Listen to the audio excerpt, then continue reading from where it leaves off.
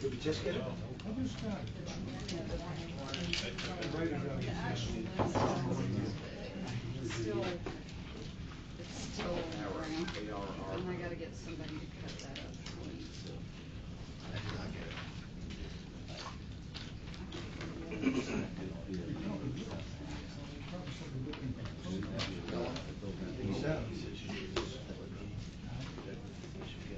All right. How you doing, man?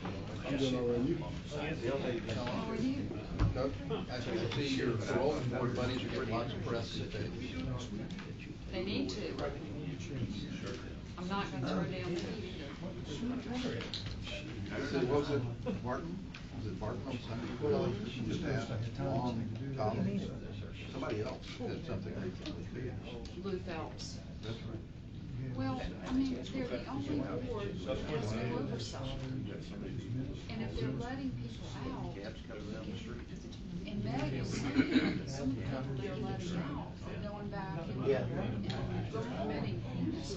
Well, the other part of that, just shaking my head, is they're claiming that they're regular. Good morning, everyone. Glad to have you this morning for our July the 19th, 2016 agenda for our Board of Directors. And now I'd like to call the meeting to order. And Beverly? Yes, sir. Good morning, everyone. Good morning. Chairman McCaffrey. Here. Dr. Thomas. Mr. Broker. Here. Mr. Dawson. Mr. Jordan. Here. Mr. French. Here. Mr. Holmes. Here. Mr. Mendenhall. Here. Ms. Thomas. Present. Thank you. All right, next on the agenda is the approval of the minutes for June the 21st. Need a motion on the floor. If anyone has any additions or corrections, please bring it up now. I move for approval. Second? Have a motion on the floor and a second to approve the minutes of June the 21st. All in favor signify by saying aye. Aye. All opposed? Motion is approved. The next item is the action items. One is the grant award bus purchase. Thank you, Mr. Chairman. Staff requests board to approve the purchase of 26 fixed route buses with the funding made available by the award of the State of Georgia Tollway Authority, the Go Transit Capital Program. CAB was awarded $10.7 and change $1 million to assist with the funding of the purchase of the 26 fixed route buses, and CAB will use the SPLOST as a match for the total purchase. Any questions? Congratulations. Well, this was really great for being up there. All our members of the board were at that particular meeting, and there were a couple of hundred people there. There were 11 counties that had items that they had been approved for their transportation projects. And of course, as what Curtis has said, you know, it's $10,700,000 for the purchase of those 26 buses, and that was terrific. You know, that we got that. We have to go through a process, though, of some paperwork and all, and then that will be on the way once we get to that situation. And that really helps us out, because that means 26 buses that are vitally needed here, and we were putting a number of them through that we were just going to do some maintenance on them and bring them up to par and all of that. That means a lot of that we don't have to spend at that on that at this particular point. Next, Can I just ask a question on that? Go ahead. I assume that, so these are going to be diesel buses, just like what Yes, we already sir. have, and is there a reason we haven't looked at any alternative, you know, fuel buses or anything like that? We have. Remember, about a year and a half ago, we did a study on the cost of diesel compared to hybrid compared to electric. Right. And the upfront cost to purchase the hybrid or the electric it is certainly something we can look at in the future, but we recommend to the board that because we have so many buses we have to replace, Right. it would be better to do with a diesel right now because of the condition of the fleet. As we go into the future, we can look at upgrading to I don't say upgrading, but changing to a hybrid diesel or even electric. But the electric, if you remember, the upfront cost was almost $1 million. Right. Yeah, and I certainly understand that. I don't interpose that, to delay this or anything like that. But I just, I certainly hope that we're attuned, to new opportunities that may present themselves where we might look at possibly changing the way we fuel our fleet. Yes, sir. And maybe some grant possibilities might come down the pipe that may make, allow us to sort of either, retrofit our system or somehow make the move to more efficient, fuel efficient, Yes, sir. energy. Thanks. Bill? Yeah, I had two questions, sort of simple, along the lines of what Bill's talking about, the going forward. I mean, I understand, we've got a catch-up situation we're dealing with now, as much as I would prefer that we were doing something with hybrid. Are we gonna have some sort of plan for sort of phased replacement stuff so that we don't suddenly have to do a third of the fleet at one time? Yes, sir. And the plan always, in the TDP, was always 5 buses every year, and that wasn't really followed in the past. So that's our plan is to be on a rotational basis where we're getting a certain amount of buses every year, and not having to scramble with most of our fleet being beyond its useful life. I mean, nobody wants to be in that position, obviously. When do we get back on that schedule? Well, after we get these buses, we will certainly be on that schedule. And then the second question is this mix of the particular bus sizes, 35 and 40 foot, is that something we determined, or how did we determine that was the right mix, 18 35 and 8 40 foot buses? Are they replacing specific routes, or and since we're reevaluating the routes and ridership, do we know that that's the right mix? So part of the reason is because we have 18 buses left to get on our state contract. 20 was put on there was a consortium, and several bus companies bid on that state consortium, and Gillig had won that contract. And so about a year and a half, 2 years ago, every agency was asked to put in the number of buses that they would want to purchase over the next 5 years, and Dr. Reeson put in 20. So 2 are already been purchased with the trolleys for the Dodge Shuttle, that leaves 18. And so there was a remainder of 8 buses that we would need to get. And we were looking at the fact that our current 40 footers on the 14 Abercorn have been here for several years now, and at some point they're going to need to be replaced. So it made sense to get some more 40 footers. Also, we were looking at the 31 and the 25 Westlake as kind of being workhorses as well, and could use those buses. So the decision was made that was probably to get about 8 of them as 40 footers to complete the 26 bus purchase. So the 35 footers has as much to do with the contract obligation as anything else, then, the reason for that? Pretty much. Are we looking at downsizing any of those buses for routes at some point? As we move forward, we certainly are.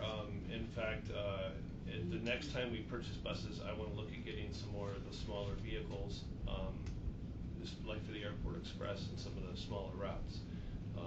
And we couldn't do more trolleys as part of that 18 35 footers, or do we just so desperately need to replace the other buses? We desperately need to replace the other buses.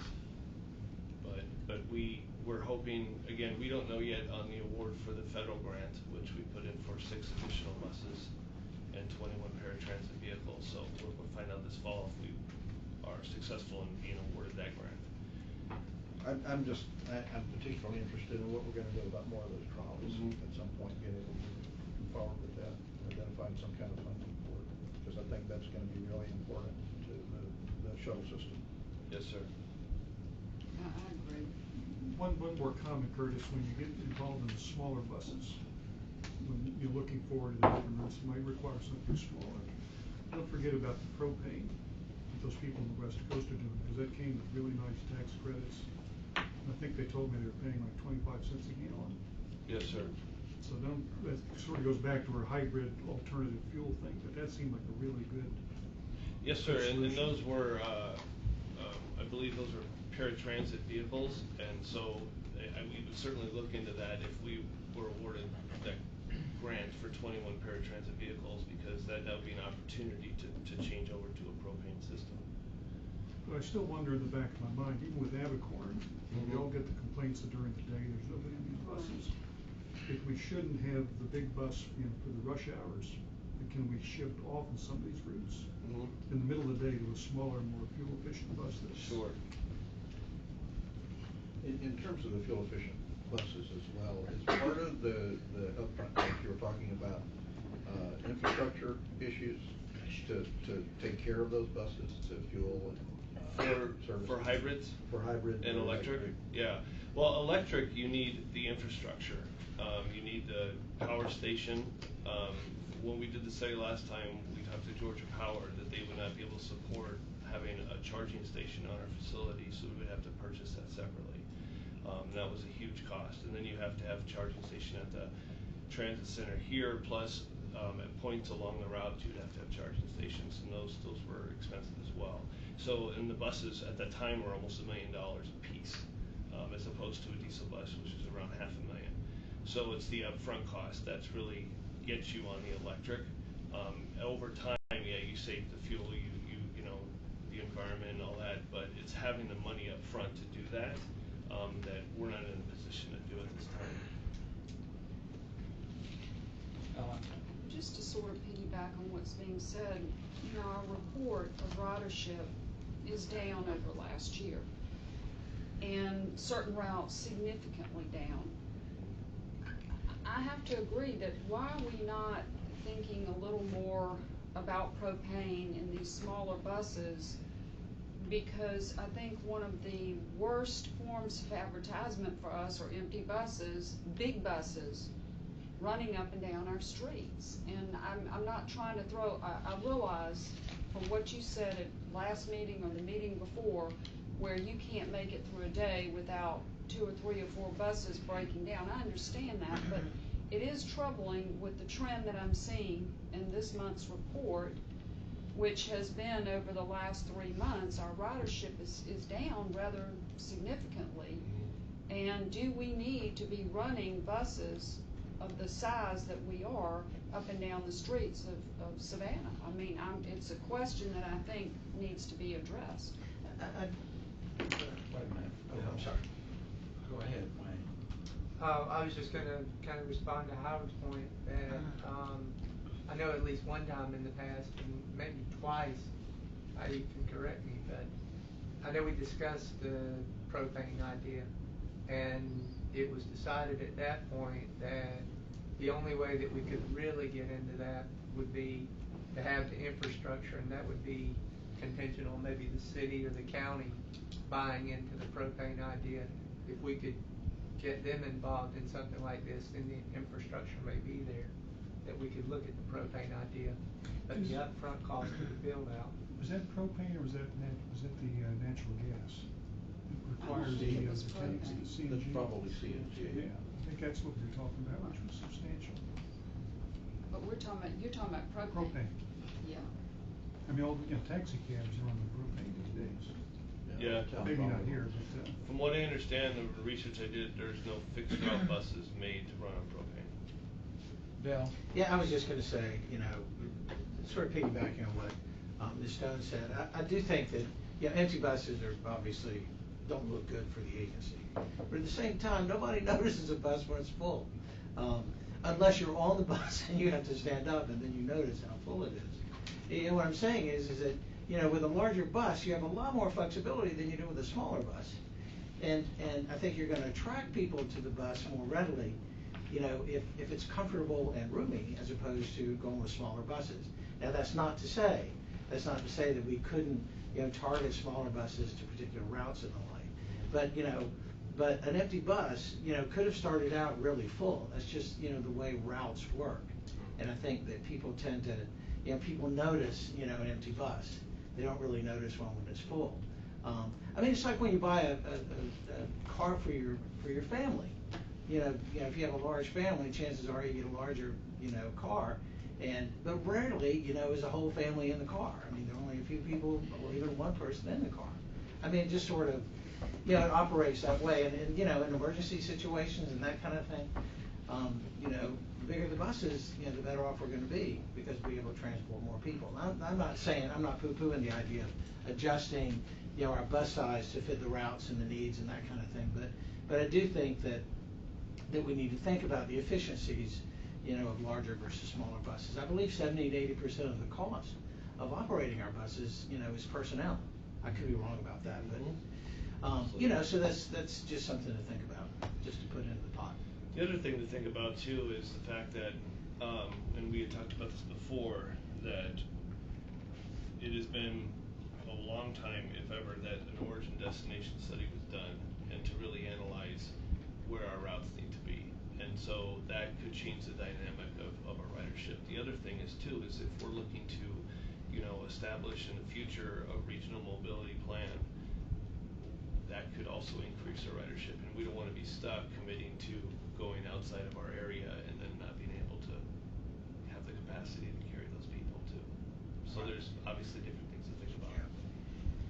We definitely need to analyze our ridership. Yes, absolutely. But I still don't like seeing the large buses where perhaps we could use smaller buses. I'm with you on that. I understand. At the risk of sounding like a broken record, as long as the windows are painted, you can't tell whether it's full or empty. That's true. Unless you tend them to look like people are in there. And one thing Little too men is, from one thing too They're is happy that too. looking into seeing about the sales tax. The sales tax for us to get on that sales tax for the next go-around. In that, I've already talked to an individual, one of the legislators, and we have to go because, of course, all the 7 cities come together along with the county, and they give to the chairman of the county commission what they want. And in that, I know a few years ago, what happened was the county's request was for over $800 million. And it looked like the most money that we could have gotten out of there is maybe close to maybe $600 million for all of the system together. So we had to do a lot more negotiation and have the county to reduce theirs, plus some of the other cities involved in it. But anyway, I think it's good if we can get in that, because we can see other things that have been funded since 1985, when it first started, that it could make a big difference for us to getting as much money as possible. But you have to put down what you're going to do with it, how many buses are you going to ask for, what is your particular setup's going to be. You have to go in a lot of detail because we're talking about buses and all in that situation. But I'll bring the information back to the board and let you know. There is a possibility on the next one to at least make a request and go from there. Wayne? Move to approve. Second. All right. Next item, paratransit. Excuse me. You want us to vote? Oh, excuse me. Got a motion All and a in second. favor of that, getting that grant award for the bus, signify by saying aye. Aye. All opposed? All right, next item on that, action items, paratransit service contract. Thank you, Mr. Chairman. The board is aware that through previous discussions that Coastal Regional Commission had been supplying overflow services for our paratransit, and had several weeks ago, I think it was July 1st, decided to end that, and they ended it because at the time they wanted us to pay for the services, which we agreed to do, but we had no contract in place. And we notified them that we have to have a contract, and so they came back to us recently and they asked to continue doing it with the contract, and they were willing to sign a contract at this time.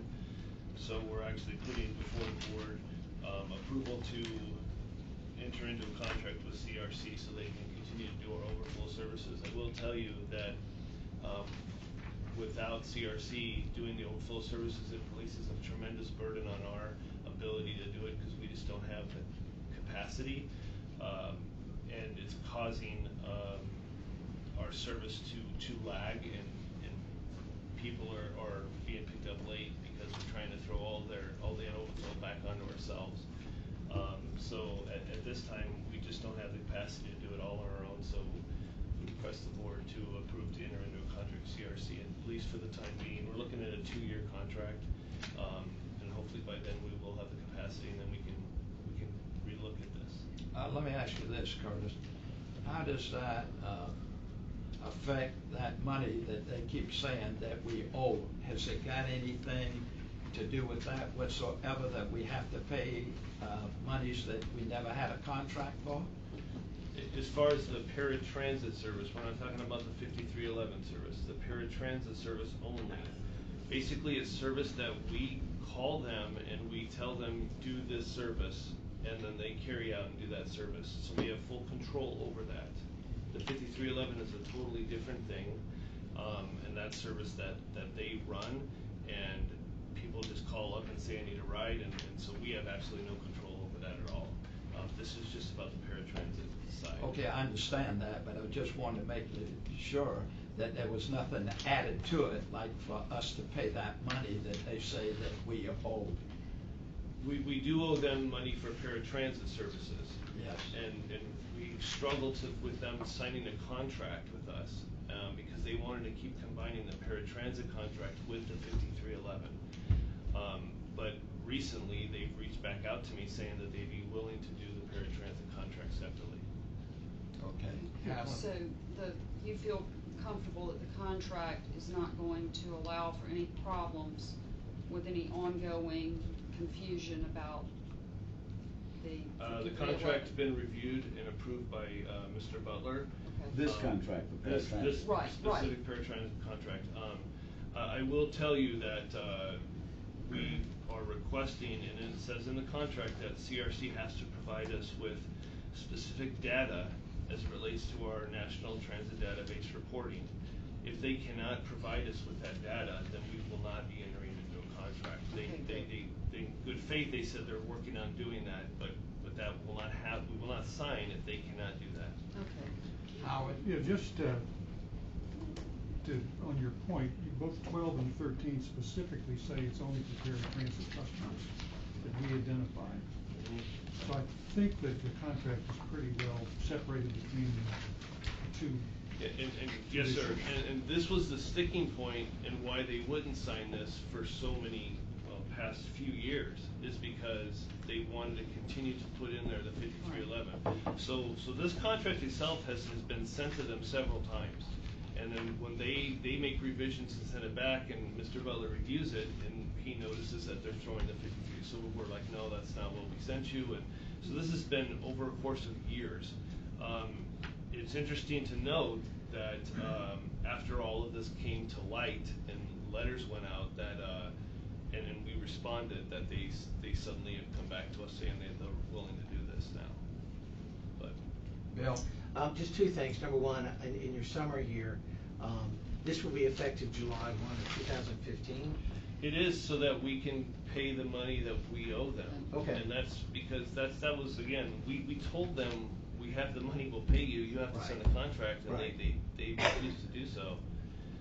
Okay, and one other thing, it may, I know that this came up a while ago, and I want to make sure that we're all still singing off same song sheet. Is this the service that supplements our service in that technically under the law we're not required to provide paratransit services beyond a certain point, and this is what makes up the difference between that point and the remainder of the county? Yes, sir. Okay. All right, Bill? So if this contract is dated 2015 and it's a 2-year contract, we essentially have a year left. Yes, sir. Okay. So we really would be reevaluating this much more quickly. And that was the than- point of doing that, yes, sir. Howard? You've got this accrued in your financial statements? I do, yeah. Okay. You might tell them how much. Need, Move to, Okay, Ty said I should ask how much it is. okay, we have a motion and a second. Yeah, we can. Our records show current billings that our staff is verifying of 11,880. CRC is claiming 16,000, and staff is working with their folks to close the gap and verify exactly how much. So we don't know exactly what we're gonna be paying for 2015? It's really. We're pretty confident our numbers are right. In dealing with CRC over the past few years, we're not confident in how they track and store. In any event, it would be less than 16,000. Less than $16,000 for Do we- a 2-year period. And you have that figured into the budget? 'Cause Yes. the budget's close. Yes, I mean, that's Numbers are actually. very, very close. That's actually paratransit costs that's covered under our current paratransit agreement with the county. Bill? And this is just one last thing. I want to go back to my point about the fact that this allows us to provide services that we're not lawfully required to provide, so that every person who is in need of paratransit services in Chatham County is indeed afforded paratransit services by Chatham Area Transit, be it by our own system or under contract with us. So I think it's a real compliment to the leadership of our transit authority that they've seen fit and are able to make this service available countywide. Yes, sir. isn't the cost of this directly funneled to the county? Yes, sir. With the appropriate administrative statistics that allow us to do that. Right. under the So if it law. did turn out to be 16,000, it still goes to the county? The instead of amount the that they 11. can verify with the appropriate statistics, there'll be 2 subsets. There'll be an amount that we've paid for in the past that Curtis and I have looked at the billings, where the service hours and destination origin information is not there for us to be able to bill it through under the county agreement. We're working at getting those stats so that it becomes part of the monthly operating agreement for the county. So the county, if I understand this, does not delineate between what they pay for paratransit that is required to this part of paratransit? Is that correct? As far as the 3/4 mile or all of Chatham County, Ty, you signed a contract recently. The county goes, it's their decision to go beyond. Yes, it's the county. But all that's lumped into a one payment for paratransit? Well, we have to differentiate what we're actually doing and what we're subcontracting to do. I mean, we show them everything. But I know the county pays Chatham Area Transit for paratransit. Correct, well, it's a So- pass-through. Right, Yes. so I guess what I'm saying is, does the county get a breakdown of what is required for the paratransit and what is not required? I'm just curious. I don't think we break it down because the decision was made to go countywide. If that's something the county wants, then that's something we'll have to start doing, but that wasn't required before. No, I'm just asking, Sure. I'm just curious to know by How much of law, it, yeah, what is required of the county and what we're doing under goodwill, sure. that's all. See, the CRC, what they do is they make up a budget. They receive money from the federal government, and it goes directly to them, and then they are supposed to disperse it, just like the biggest part of the senior citizens' budget comes from them. It used to be well over $1 million, but because there was some situations where it had some reduction on it, but senior citizens still receives the money from the CRC. And they're supposed to disperse that out because they send all of their information for those particular monies and in there. So they have to verify that they are doing the things that they're receiving the money for. Okay, need All in favor of the paratransit service contract, Second. signify by saying, I made the go motion, ahead, but we second. didn't get a I'll second it. I thought y'all had, you mentioned it. Okay. All in favor signify by saying aye. Aye. All opposed, motion carries. Next on the agenda, item 4, Executive Director's Report. Thank you, Mr. Chairman. The Executive Director's Report indicates that our fare box recovery ratio is 17.58, which is 1.9 down from last year, but still within budget. Our complaints were up slightly, but overall for the year, they're still down almost by half. We had one less accident in May of 16 than we did the year before, and we're trending below last year. In paratransit, again, we had less complaints than we did last year, and trending for the year is almost at half. We did have an accident last month, in May, but we're trending equal to where it was last year, and our passengers per hour, we're still trending slightly above for the year. Our employee injuries with lost time, we did about the same as last year, and we're trending slightly higher than we were last year. Our KPI summary reports, ridership productivity for the year, we're still trending above our targeted goal. Our gross cost per revenue mile is still under our goal. Our accidents, preventable accidents is still under our goal of 2.0 for the year.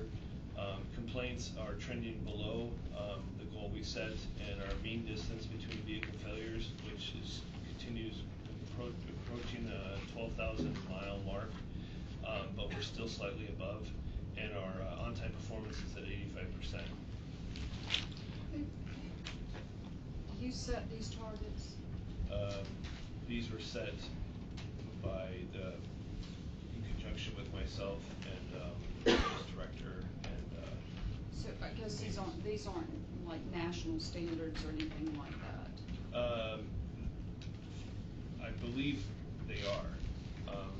I don't know if they're just for properties our size or I'm just curious to know how you derive at what your goals and standards are versus other communities of this size. Sure, and we can provide those numbers at our next meeting. I mean, it's easy, and I'm not making this allegation, but it's easy to set goals that you can achieve. Right. And we sure are doing well. Well, I mean, I would like to know what other communities this size, Sure. what goals they set and how, we are running compared to communities of other size. Okay. Howard? I remember asking this question to Dr. Reese several months ago, and his answer was it's based on the national standards that was established by EPTA or some national group. So it is a national standard, but I agree with Helen that it ought to be a standard for a small bus company. Because if we're trying to compare ourselves to Los Angeles or something, it could be a really easy goal to hit. Yeah, we'll certainly look at our size property. I mean, I think we should be setting our goals in a realistic fashion of, Right. of where we should be compared to other communities our size, and what in other transportation systems our size, not ones that are significantly larger or smaller. Right. And it might help us understand better where our needs are as far as improvement. It is pretty, I'm sorry. Go ahead. It is pretty amazing how close, our numbers are to the goal. Yeah.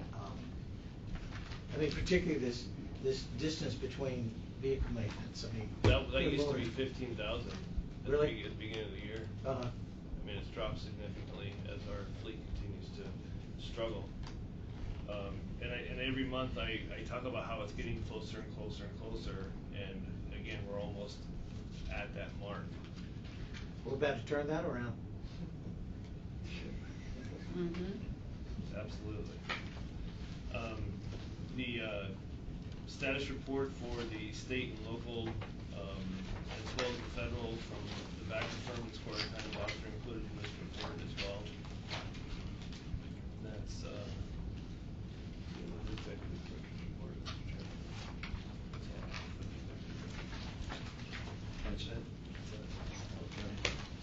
Next is, under Unit 5, unit updates, and this is for information only. We start out number 1 with the service delivery update. Curtis? Thank you, Mr. Chairman. As we've already discussed, the ridership was down from last year. Interesting to note that our vehicle breakdowns, we talked about 3 or 4 a day. Just these past several days, we've had about 8 a day. That really, 8. It's really impacting our service. We're doing everything we can, but it's when you have multiple breakdowns, it's kind of tough to be reliable for our customers. Our repaired transit service continues to be above last year. Our average for the year is up 13.7%. Repaired transit. Yes, ma'am. And our senior circulator was up for May, but down for the year. Cat Freedom was down for May, but tremendously up for the year. Our water ferry, if you look at it, is almost 12% down, and that is because we had one less convention in May than we did the previous year. But for the year, it is up 2.6%. Next month in June is the final month for the fiscal year, how we track this. So when the report for next month, I'm sorry, next month we'll be reporting June numbers. Okay. And that will be finalize our year-to-date numbers for the fiscal year. So whatever numbers are at the last column will be the final numbers for the year. And you'll see that next month. So sorry for the confusion. So don't miss the. I would like to turn to page 6, if you would. This is something that I bring up because it's every month, and I just want to again just show you that our wheelchairs are up 18% on our fixed route service, and it's about that every single month, which is a healthy sign that that people with disabilities are riding our fixed route service. Also, if you turn to page. Can I just? Yes, sir. Can I make a point on that? I think it also, I think it also speaks to the system. And obviously, our amenities are better. Because obviously, people, we wouldn't have this increase if people weren't feeling comfortable with the stops. Yes, sir. And also that that our operators and our buses accommodate people who make use of wheelchairs. Yes, sir. And we continue to analyze all of our passenger amenities and all of our stops with the effort of year over year trying to continue to get more and more that are ADA accessible. And currently working, with moving forward, working with the city and the county to when they do construction in areas that when we replace a stop area that we can make it ADA accessible. Yeah, I think this kind of increase really says a lot about the system. It really does. So if there's any questions about the service delivery report, Wayne? I just wanted to go back to the 91% increase in Cat Freedom ridership. For the year? Yes, sir. Yeah, because I spoke with the contractor, Yellow Cab. Yes, sir. And as a result of Cat having bought the first 3 Cat Freedom vehicles and then contracting them out, now Yellow Cab has gone out and independently of our money has bought 3 more accessible cabs and put them on the street. So I think we've got a kind of a force multiplier here, because had it not been for that initial investment in the Cat Freedom program with the federal dollars, we may not have any accessible cabs on the street. Yes, sir. Mr. Green actually brought one of the vehicles by. It was a rear-loading van. That's his preference. Right, and so he asked us if we would look to purchase those types of vehicles versus the. We can't do it. You had that same discussion. We can't do it. It's not buying that. Yeah, so he was lobbying for the type of vehicle he bought, but I think he recognizes too that his fleet to be more accessible actually benefits him as well, instead of just relying on what we provide. So that's good, because that's something I think needs to happen. Now, do they send us a monthly report showing, you know, how many trips they made and the information on it, and all, so that we can look at it and make sure that it is what we need to see that they're doing the right job? Yes, sir. They provide us every month with a detailed report on all the trips, all the passengers, all the hours, all the miles. We have everything. We also do inspections on the vehicles that are ours, that they have, that they're leasing from us. So it's all set up that way. Okay. Wayne? One last thing. As in the course of our conversation, we did go back and one of Larry's other asks is if we could have a dialogue with the airport authority about the waiving of the permit fee for the accessible cabs to be able to access the airport, because the airport authority is under the assumption that they don't really need accessible taxis. And I think, in fact, they probably do. They just don't know they do. So if we could maybe have that discussion. I have a meeting with the airport on Monday next week, and so we can certainly bring that up. Howard and then Bill. Oh, you didn't want it now, Bill? Okay. To come back to I guess a less happy topic that we talk about all the time, is the Evercorn Express. Seems like it's hit a new low. And we've talked about discontinuing that route for 2 years now, and that route was discontinued on July 1st. Next question. Thank All goodness. right. Thank you. Okay. I mean, I'm sorry it wasn't utilized. We don't blame you. I know, I've been asking about it. No, I mean, you know, if it's not working, you know, we gave it a lot of time, so. We did. All right, next is system developments. Item 2. Yes, sir. Thank you, Mr. Chairman. Staff is going to be reporting on their specific areas within system development. We'll start off with marketing communications. Ms. Roger. Good morning. The updates have been included in the package, so I won't go through all of them, but just want to particularly highlight us attending the pre-apprentice program at the Savannah City Center. Saw Mr. Durant here, and that was a great event, a great kickoff. We were glad to partner with the city on that event. You can see often a lot of the students riding the buses, so that's a good thing, as well as they were just kind of educated about how to ride the buses, provide schedules and training. So that's a great business opportunity. We're glad to have provided that. And also we're working with Albany Transit on implementing a similar UPass program. They're trying to do that in their city, so we're just providing some consulting and direction to them as how they can effectively do that. Any questions? Okay. Outreach and mobility, Ms. Ragland. Good morning. My points are in the packet as well. I'll entertain any questions if you have them, but I would like to point out in particular our longstanding relationship with the Chatham County Youth Commission via Dr. Thomas and Alderman Van Johnson. We continue to provide bus passes for the Youth Commission. They take a ride on the buses, all routes. They're distributed among the students. And this is the first time that some of these young people have ever ridden on the bus. So it's a great experience for them, and hopefully it will help them become future advocates of public transit. Thank you. And let me tell you about Valerie. We have a meeting. It used to be every 2 months for the riders to come inside, come here and give us information about their situation, whether some bus driver passed them by, didn't even stop, and all of that. And Valerie, she, at our meeting here a little over a week ago, she was here, and we listened to just about all of the participants, and they gave information. Some of them were very doing a really good job, that we were, and praising the drivers and all.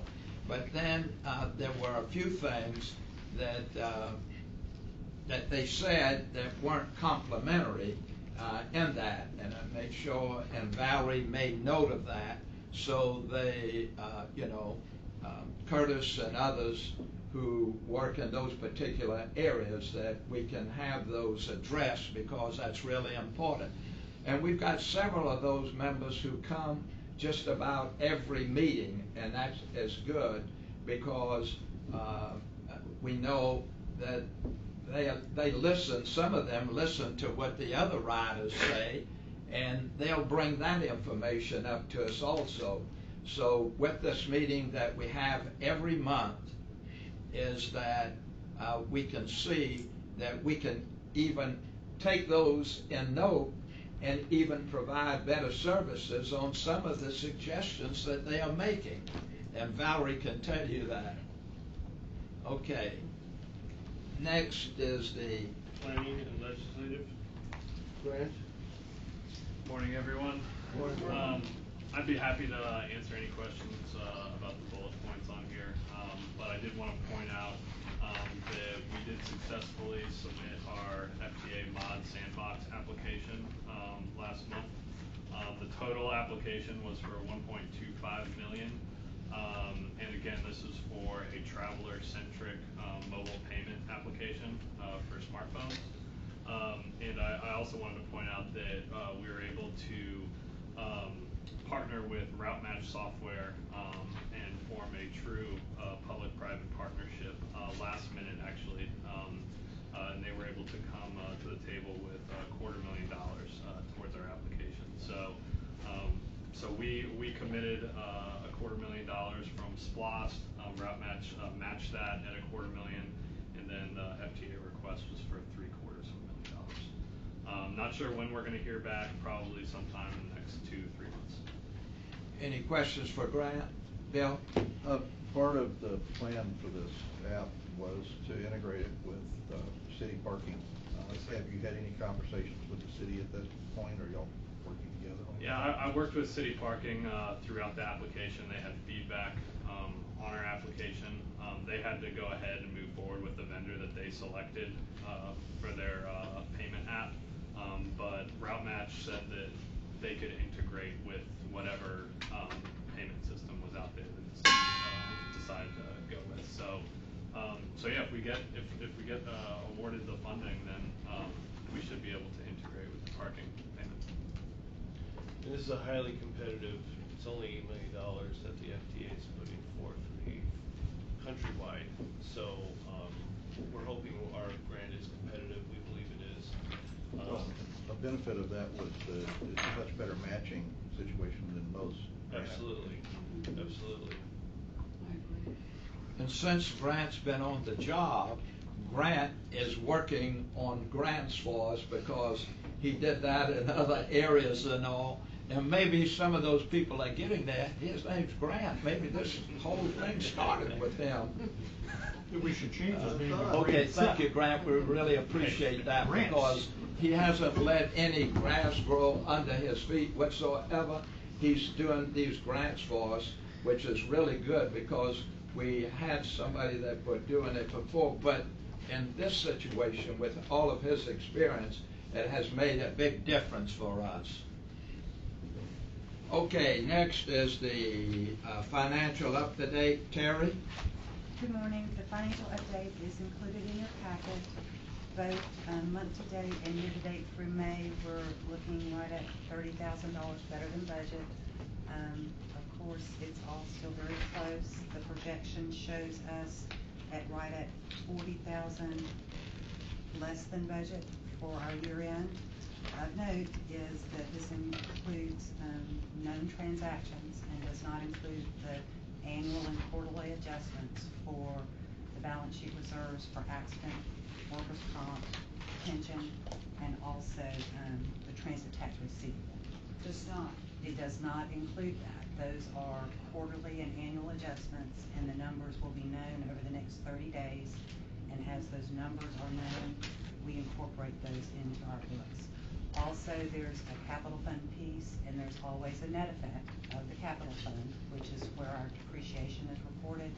That is also combined with the operating fund for audited financial statement purposes.